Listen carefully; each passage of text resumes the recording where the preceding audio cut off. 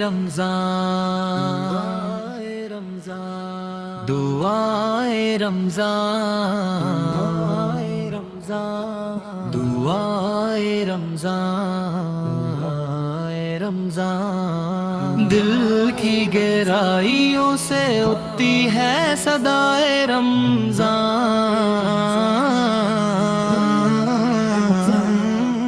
رب کریم کی رحمت کی ہوتی ہے یہ پہچان يسألك يا من هو الله الذي لا إله إلا هو الرحمن الرحيم الملك القدوس السلام المؤمن المهيمن العزيز الجبار المتكبر الخالق البارئ المصور الغفار القهار الوهاب الرزاق الفتاح العليم القابض الباسط الخافض الرافع المعز المذل السميع البصير الحكم العدل اللطيف الخبير الحليم العظيم الغفور الشكور العلي الكبير الحفيظ المقيت الحسيب الجليل الكريم الرقيب المجيب الواسع الحكيم الودود المجيب الباعث الشهيد الحق الوكيل القوي المتين الملي الحميد المحصي المبدئ المعيد المحيي المميت الحي القيوم الواجد الماجد الماهد الأحد الصمد القادر المقتدر المقتدر المؤخر الأول الآخر الظاهر الباطن الوالي المتعالي البر التواب المنتقم العفو الرؤوف مالك الملك ذو الجلال والإكرام المقسط الجامع الغني المغني المانع الزار النافع النور الهادي البديع الباقي الوارث الرشيد الصبور الذي ليس كمثله شيء وهو السميع العليم. السلام علیکم ورحمۃ اللہ وبرکاتہ. ناظرین، الحمدللہ ہم رمضان المبارک کے 15ویں بابرکت دن میں داخل ہو چکے ہیں. یہ مہینہ تیزی سے گزر رہا ہے اور آج کا دن ہمیں یاد دلاتا ہے کہ ہم غفلت کی کوئی گنجائش نہیں. رمضان کا پہلا نصف ہمیں سنوارنے آیا تھا اور دوسرا نصف ہمیں نکھارنے آیا ہے. آج ہمیں اپنے دل سے پوچھنا ہوگا، کیا ہم نے اپنے رب کو راضی کرنے کی کوشش کی؟ کیا ہماری عبادتوں میں اخلاص پیدا ہوا؟ کیا ہم نے کسی کو معاف کیا؟ نصیب والوں کو ملتا ہے یہ مہینہ پیارا، نصیب والوں کو ملتا ہے یہ مہینہ پیارا، خوشا وہ دل جسے مل جائے رب کا سہارا. ابھی بھی وقت ہے سنبھل جا اے دل، ابھی بھی وقت ہے سنبھل جا اے دل نداں، کھلا ہے آج بھی رحمت کا ایک کنارہ. ناظرین، ہر ببرکت محفل کی شروعات کلام الہی سے ہی خوبصورت لگتی ہے. آئیے اس 15ویں دن کا آغاز بھی قرآن پاک کی تلاوت سے کرتے ہیں کہ یہی کتاب ہمیں سیدھا راستہ دکھاتی ہے.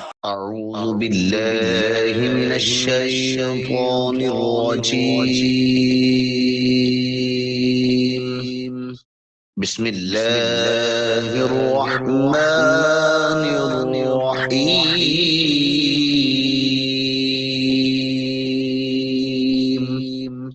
الحمد للہ الذی وهبني على الكبر إسماعيل وإسحاق إن ربي لسميع الدعاء.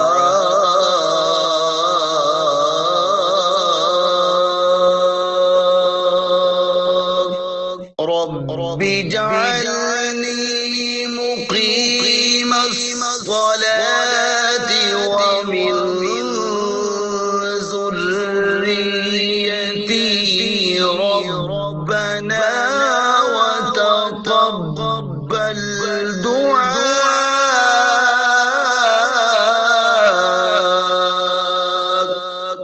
ربنا وتقبل دعائي ربنا اغفر لي ولوالدي وللمؤمنين ربنا اغفر لي ولوالدي وللمؤمنين يوم يقوم الحساب صدق الله العظيم. جزاک اللہ. رمضان کی یہ ببرکت ساتیں ہمیں اپنے رب سے جوڑتی ہیں اور اپنے نبی کریم صلی اللہ علیہ وآلہ وسلم کی محبت کو دلوں میں تازہ کرتی ہے. وہ ذات جن کے صدقے ہمیں قرآن ملا، وہ ہستی جن کی سنت ہمیں جینے کا سلیقہ سکھاتی ہے، یعنی رحمت للعالمین صلی اللہ علیہ وآلہ وسلم. آئیے اس روح پرور محفل کو سجاتے ہیں عشق مصطفیٰ کے نغموں سے. حضور میری تو ساری بہار آپ سے ہے، حضور میری تو ساری بہار آپ سے ہے.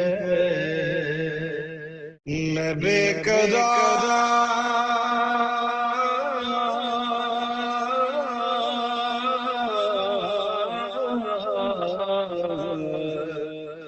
میں بے قرار تھا، میرا قرار آپ سے ہے، حضور میری تو ساری. کہاں وہ عرضے مدینہ، کہاں میری ہستی، یا رسول اللہ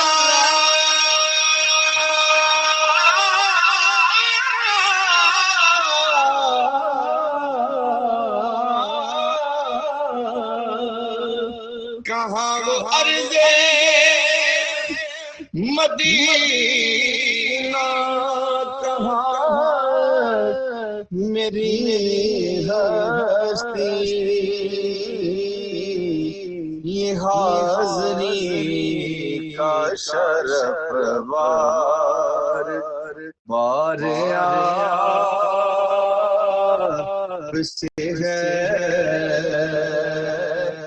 حضور میری تو ساری بہار آپ سے ہے.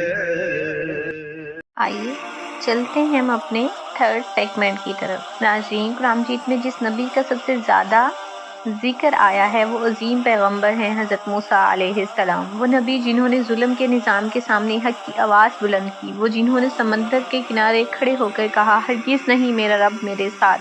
آج ہم اسی ہمت، اسی یقین اور اس توکل کی بات سنیں گے جو ہمیں سکھاتا ہے کہ مشکل کتنی بھی بڑی ہو، اللہ پر بھروسہ ہو تو راستہ نکل آتا ہے. میں نہایت ادب و احترام کے ساتھ دعوت دیتی ہوں اپنی معزز مقررہ کو کہ تشریف لائیں، حضرت موسیٰ علیہ السلام کی زندگی کے ایمان افروز پہلوؤں پر روشنی ڈالیں. لہروں کے بیچ بھی راستہ نکل آیا، لہروں کے بیچ بھی راستہ نکل آیا، جب بندے نے رب پہ یقین اپنایا. فرعون کا غرور بھی مٹ گیا آخر جب حق نے صداقت کا پرچم لہرایا. بسم اللہ الرحمن الرحیم. السلام علیکم ناظرین، آج قصص الانبیاء میں ہم حضرت موسیٰ علیہ السلام کے بارے میں بات کریں گے. تو آئیے شروع کرتے ہیں. حضرت موسیٰ علیہ السلام کی پیدائش ایک خوفناک دور میں ہوئی تھی جب مصر کا حکمران فرعون بنی اسرائیل پر انتہا کے ظلم ڈھا رہا تھا اور اس کے حکم کے مطابق پیدا ہونے والے تمام نومولود بچوں کو موت کے گھاٹ اتارا جا رہا تھا. ایسی حالت پر حضرت موسیٰ علیہ السلام کی والدہ نے اللہ کے حکم پر انہیں ایک صندوق میں رکھ کر دریائے نیل کے حوالے کر دیا، جو تیرتا ہوا فرعون کے محل تک جا پہنچا۔ فرعون کی بیوی نے جب اس بچے کو دیکھا تو اس سے بے پناہ محبت محسوس کی، جس کے بعد انہوں نے اس بچے کو اپنا بیٹا بنا لیا۔ اس طرح حضرت موسیٰ علیہ السلام کی پرورش شاہی ٹھاٹ باٹ میں ہوئی۔ جوانی میں قدم رکھنے کے بعد انہوں نے بنی اسرائیل کی پریشانی دیکھی، جس نے ان کے دل پر گہرا اثر کیا۔ ایک واقعے کے نتائج میں انہیں مصر چھوڑ کر دوسری جگہ جانا پڑا، جہاں انہوں نے شادی کی اور کچھ عرصہ قیام کیا۔ واپسی کے سفر میں کوہ طور پر انہیں اللہ تعالیٰ سے ملنے کا اعزاز حاصل ہوا اور رسالت کا مقام ملا۔ اللہ کے حکم کے ساتھ مصر واپس آ کر حضرت موسیٰ علیہ السلام نے فرعون کو دعوت دی اور اس کے سامنے کئی معجزات پیش کیے، لیکن وہ اپنی سرکشی پر قائم رہا۔ آخر کار فرعون اور اس کا لشکر سمندر میں ڈوب کر اپنے انجام کو پہنچ گیا۔ تو آئیے ناظرین، اب ہم سوالات جوابات کی طرف بڑھتے ہیں۔ سوال نمبر 1 ہے، حضرت یونس علیہ السلام کو کس بستی میں بھیجا گیا تھا؟ سوال نمبر 2، آپ نے مچھلی کے پیٹ میں کون سی دعا پڑھی؟ سوال نمبر 3 ہے، بستی والوں نے عذاب سے کیسے نجات پائی؟ سوال نمبر 4، اس واقعے سے ہمیں کیا سبق ملتا ہے؟ تو آئیے ناظرین، اب ہم آج کے سوالات کی طرف بڑھتے ہیں۔ سوال نمبر 1، حضرت موسیٰ علیہ السلام کی پیدائش کس دور میں ہوئی تھی اور اس وقت کیا صورتحال تھی؟ سوال نمبر 2، حضرت موسیٰ علیہ السلام کی پرورش کیسے ہوئی؟ سوال نمبر 3، نبوت کا مقام انہیں کیسے ملا؟ سوال نمبر 4، فرعون کا انجام کیا ہوا؟ واپسی کے سفر میں کوہ طور پر انہیں اللہ تعالیٰ سے ملنے کا اعزاز حاصل ہوا۔ اب ہم چلتے ہیں اپنے 4 سیگمنٹ کی طرف، جس میں ہم بات کریں گے استقامت کی۔ ناظرین، الحمدللہ ہم رمضان المبارک کے 15ویں بابرکت دن میں داخل ہو چکے ہیں۔ آج ہم رمضان کے دوسرے حصے میں کھڑے ہیں اور یہ وہ وقت ہے جہاں حقیقی امتحان شروع ہوتا ہے۔ رمضان کے پہلے دنوں میں جوش ہوتا ہے، عبادت کا جذبہ ہوتا ہے، لیکن اصل کامیابی یہ ہے کہ یہ جذبہ آخر تک قائم رہے۔ استقامت کا مطلب ہے اللہ کے راستے پر ثابت قدم رہنا۔ قرآن مجید میں اللہ تعالیٰ فرماتا ہے کہ جو لوگ ایمان لاتے ہیں اور پھر استقامت اختیار کرتے ہیں، ان پر فرشتے نازل ہوتے ہیں اور انہیں بشارت دیتے ہیں، یعنی کامیابی صرف آغاز میں نہیں بلکہ آخر تک ثابت قدم رہنے میں ہے۔ ہم سب عہد کریں کہ 5 نمازیں وقت پر ادا کریں گے۔ اگر پہلے نماز میں کمی تھی تو آج سے تبدیلی لائیں۔ اگر باجماعت نماز کا موقع ملتا ہے تو اسے نہ چھوڑیں۔ نماز انسان اور اللہ کے درمیان مضبوط تعلق ہے۔ رمضان قرآن کا مہینہ ہے، کم از کم روزانہ چند آیات تلاوت کریں۔ یہ نہ سوچیں کہ زیادہ پڑھنا ضروری ہے، بلکہ مستقل مزاجی ضروری ہے۔ تھوڑی سی تلاوت بھی اگر روز ہو تو یہ کافی ہے۔ بہت سے لوگ رمضان میں گناہ چھوڑ دیتے ہیں، لیکن رمضان کے بعد پھر واپس اسی راستے پر چلے جاتے ہیں۔ آج ہم یہ نیت کریں گے کہ ہم گناہ صرف رمضان کے لیے نہیں چھوڑ رہے بلکہ ہمیشہ کے لیے چھوڑ رہے ہیں۔ سچی توبہ کا مطلب ہے گناہ کو مکمل ترک کرنے کا پختہ ارادہ۔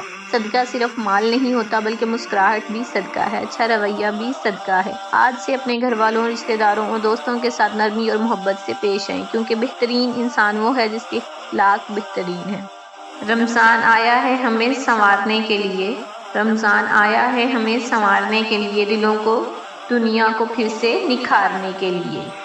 ثابت قدم رہو راہ حق پہ اے انسان، ثابت قدم رہو راہ حق پہ اے انسان، یہ وقت ہے خود کو رب سے جوڑنے کے لیے۔ 15ویں دن ہمیں یہ پیغام پہنچا رہا ہے کہ ہم نے جو نیکی شروع کی ہے اسے چھوڑنا نہیں ہے۔ آئیے عہد کریں، رمضان کے بعد بھی ہماری نماز قائم رہے گی، ہمارا قرآن سے تعلق قائم رہے گا اور ہمارا اخلاق بہتر رہے گا۔ اللہ تعالیٰ ہمیں استقامت عطا فرمائے اور ہمیں رمضان کی برکتوں سے ہمیشہ فیض یاب فرمائے۔ آمین آمین یا رب العالمین۔ سبحان ربک رب العزت عما یصفون وسلام علی المرسلین والحمد للہ رب العالمین۔ دعائے رمضان